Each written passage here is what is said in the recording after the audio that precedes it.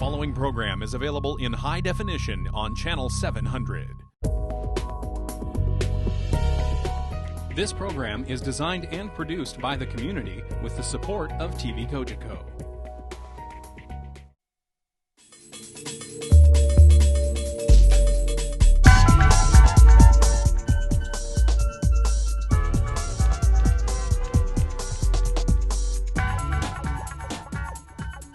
Welcome to Council Matters. This is a talk show that connects citizens of Oakville with members of council. We have a panel of residents talking about an issue. Today we're talking about the renewal of the Oakville Arena.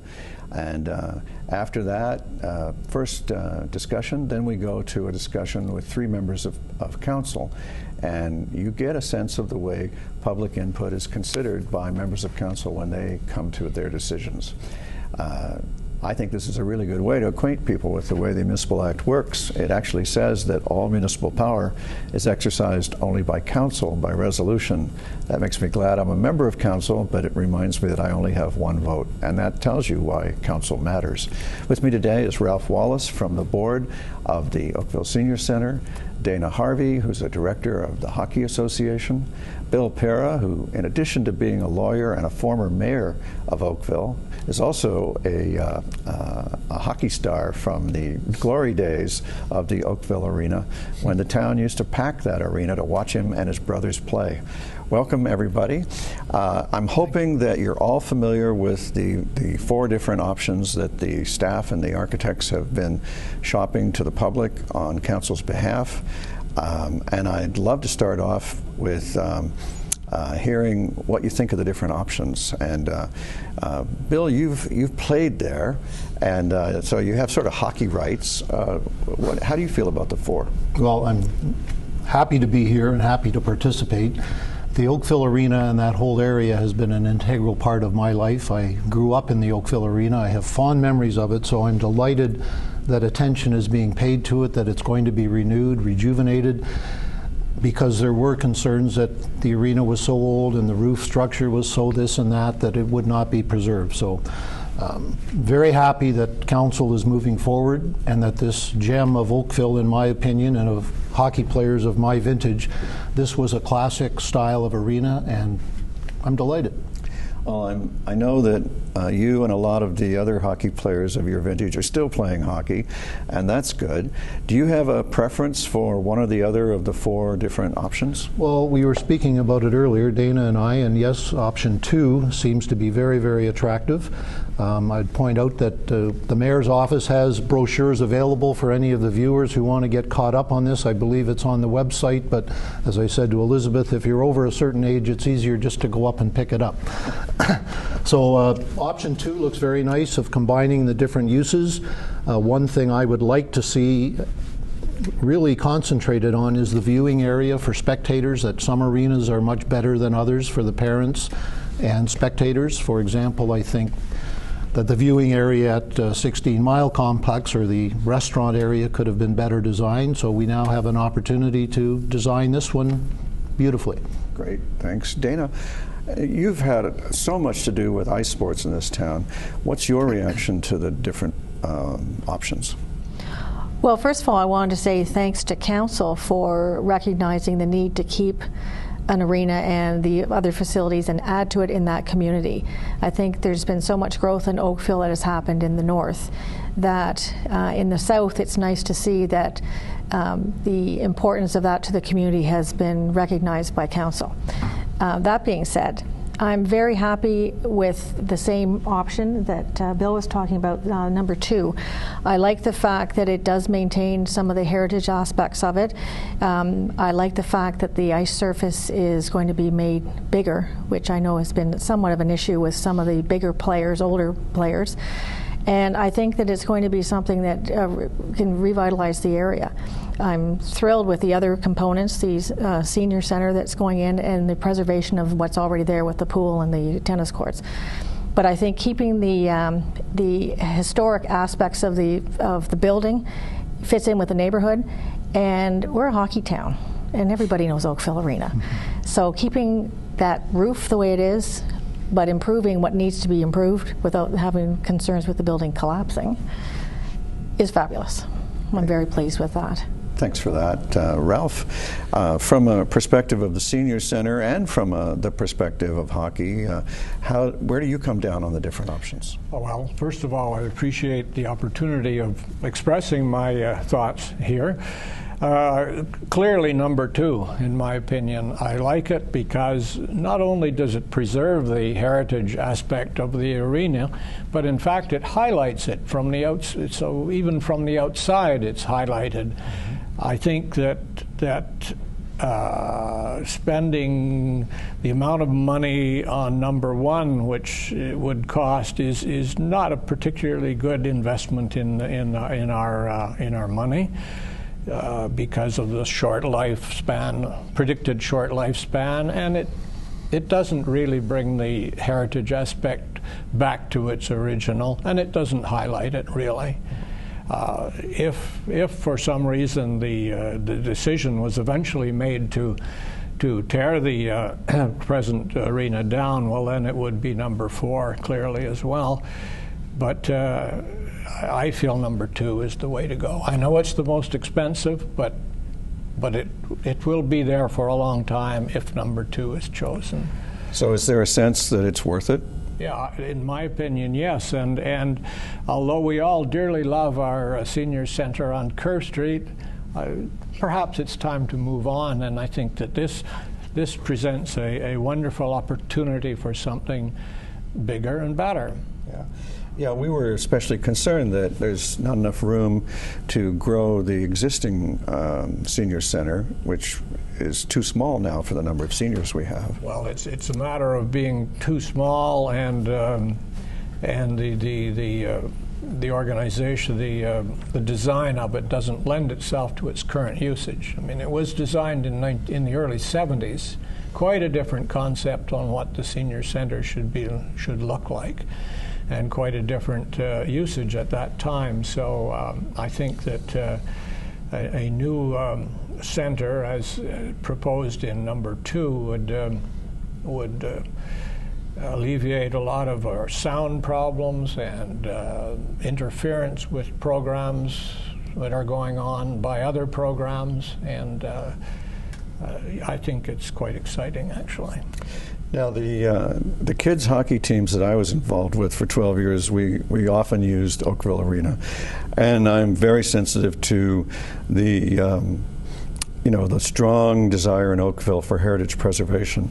But I don't think I've met anybody who wanted to heritage designate the dressing rooms in the arena. Am I right about that? Absolutely. But growing up, that was the only size that was there. So as you go to the newer places and see what the dressing rooms are like, and as I play now with, we need 2 dressing rooms at the arenas that we're at because of all the equipment and the size, etc. So yes, I'm sure that this will be much more conducive to old-timer hockey. Well, I think to kids hockey too. It was a little crowded for the kids. Well, that's when they start off and all the parents are in tying up the skates. That gets very congested. But there comes a certain age when the kids can do it themselves. Yes, we always hope that it's earlier than it is. So, Dana, have you had occasion to use the Pine Room? Well, as I was a manager of a rep hockey team for about 10 years, and we were endlessly fundraising, yes. We've used the Pine Room for fundraisers that we've had, and it was fantastic. It's a great location. And also, when the Oakville Skating Club, which is Skate Oakville, used to have their ice shows there, the Pine Room was an integral part of the ice show because all these, the kids got dressed there. That was part of where the kids got dressed. So the Pine Room is definitely necessary, and again, it's part of the heritage. I mean, the Pine Room, I know with the Oakville Blades being up at 16 Mile, and they try to, as a reminder of the past, bring in the Pine Room at 16 Mile during the Blades games. So, and people know what that is. So it's keeping it, and I think it'll be definitely a use to the community, and it's all part of the whole package with Oakville Arena and what it is. And do you like what option 2 does to the Pine Room? Yes, I do. Yes, I do. I'm happy with actually everything in option 2. I think that it meets the needs of everybody, all aspects of the community, and certainly not just the community around the arena, but everybody in Oakville. Well, I can tell you that on council we hope that everybody's happy with every aspect of a thing we do, but we don't often hear that, so those words were kind of musical as you said them. That means you might ask me back then, huh? Oh, yes, yes. And Bill, what about you with respect to the Pine Room? Fond memories, summer dances as a teenager there, all sorts of fundraising events. It was for a long time the community room of Oakville for people of our generation. So I should say I've been blessed to grow up in Oakville, and almost the same age as the Oakville Arena, which was built, I believe, in the early 50s. Councillor Robinson and I were talking about that. So, as I said earlier, I spent hours in the Oakville Arena, the Pine Room, the dressing rooms, the ramp up to the ice. Very, very fond memories. Yeah, there's a certain amount of drama walking up that ramp to get into the arena for the game. There is. I will do a personal aside. The day JFK was assassinated, I was refereeing at 5:15, and I remember walking up that ramp at 13 years of age and saying, how does something like this happen? And I was standing right at the gates onto the ice at the top of the ramp. So these are the kinds of memories that I've been blessed with growing up in Oakville. Yeah, I think everybody in the world remembers where they were when they got the news. How about you, Ralph? Have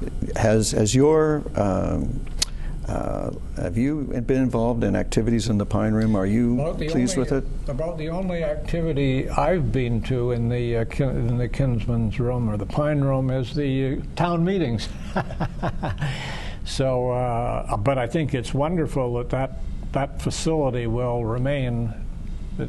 Has remained in the proposal because it's a very valuable room for everyone concerned. It's another possible room for the seniors to use. It's available for other activities. So I think it really completes the design of the new arena and senior center. Now, is the exterior going to have a good effect on the surrounding area? Is it neutral? What's your sense of that, Dana? Well, I think the fact that I like that design of option 2, where it looks similar to what's there now, and I think that it's because that's an older part of Oakville, it looks like it fits in well. It doesn't look like a brand new, stark, modern building stuck in a community that is one of the older parts of town. And that's what I like about it, that it reminds everybody that it will have been rejuvenated, but it's still Oakville Arena. And Ralph, would you anticipate more activity in the center and more business for the surrounding businesses? I would think so, because I think it will attract more people to join the senior center, and the fact that there's a proper gym should go a long way, as people can do things they certainly can't participate in our current location. So yes, I think that everything is positive, really. I think one of the concerns, of course, is where the bus stop will be, and the distance from the bus stop to the entrance to the senior center. Always a concern to people. And where do you think the bus stop should be? Well, hopefully outside the center, the way it is on Kerr Street. We have a shelter and a stop right outside the center. Well, so it's about 25 steps from the entrance. So you can't do any better than that. That sounds pretty good. I want to thank you for joining us today, and I'm looking forward to chatting with 3 members of council about the facility and the public reaction to it. And it's been very generous of you to give your time today. In a moment, we'll be right back with 3 members of council here on Council Matters.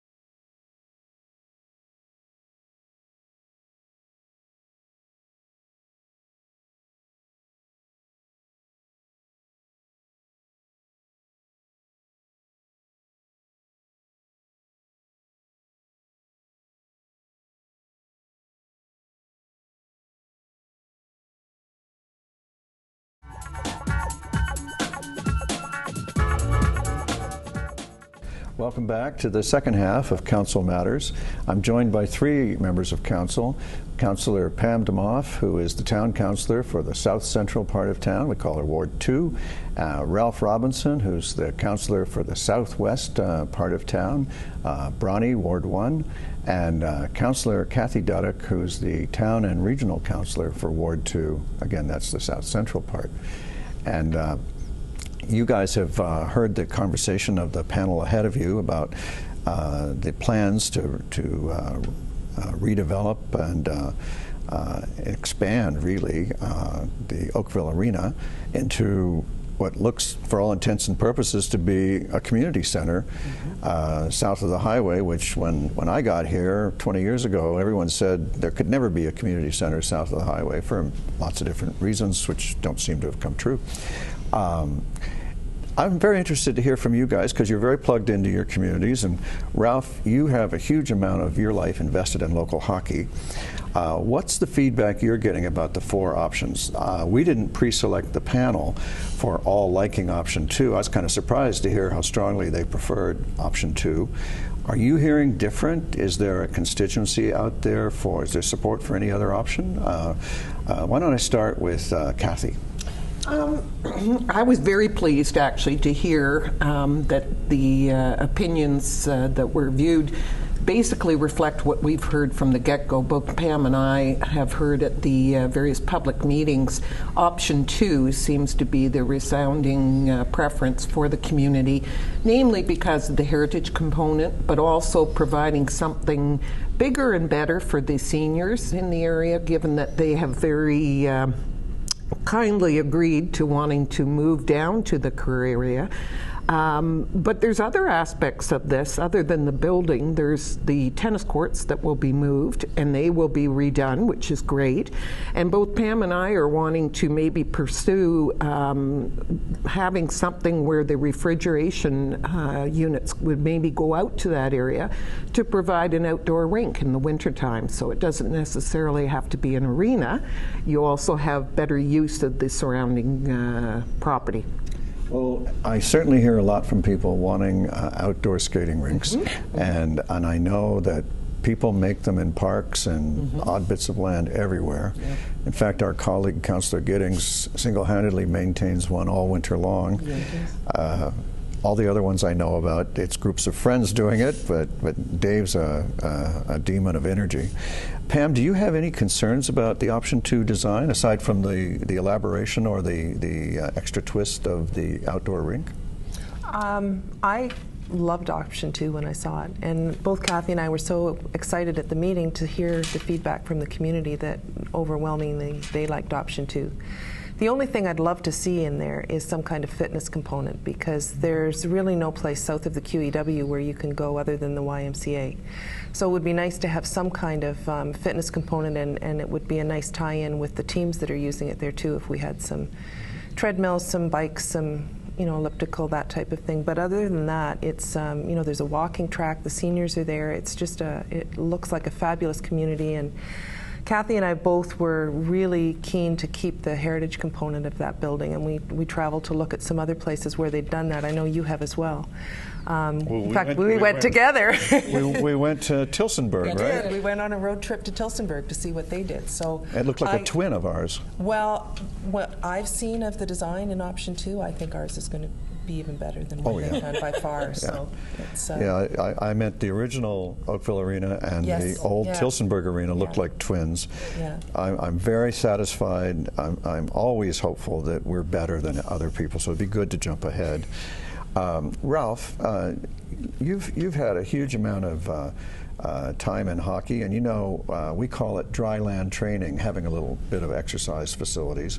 Can you anticipate the skating clubs wanting some room, like Pam does, for exercise, what we might label dry land training? Well, of course, and I think they deserve it, and I'm sure there's a way that can be created as well. But I'd just like to point out, you asked my two friends what their options were, and they both came up with option 2. I haven't heard anybody say anything against option 2. In fact, I haven't heard anybody support any of the other 3 options.